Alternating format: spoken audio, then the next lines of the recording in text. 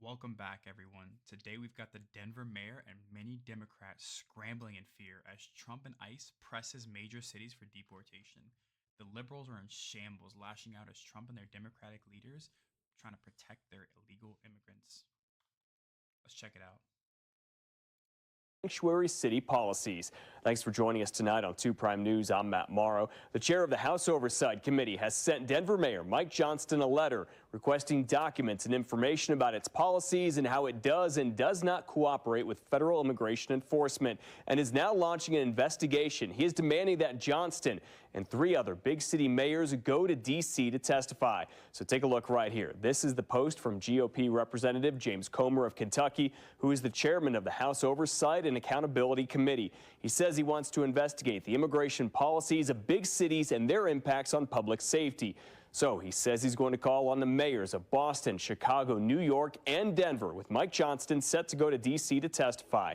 Congressman Comer says those cities stand out in their, quote, abject failure to comply with federal law. The hearing is now set for February 11th, according to the congressman.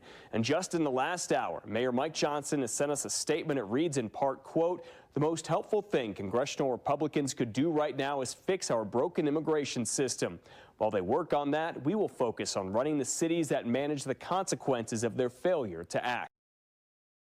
Now we've got the mayor of Boston being asked to testify in front of Congress. Let's check it out.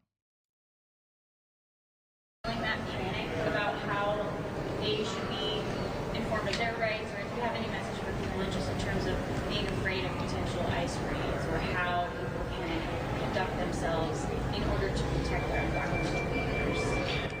We are in intense and scary times for so many of our community members, and that is by design. It is intentional that the policies that have now been communicated, whether or not they are fully legal, and we see many of them working their way through the courts right now, including some that have already, even just in the first few days of this administration, seem to have been struck down, at least in the first steps in the judicial system.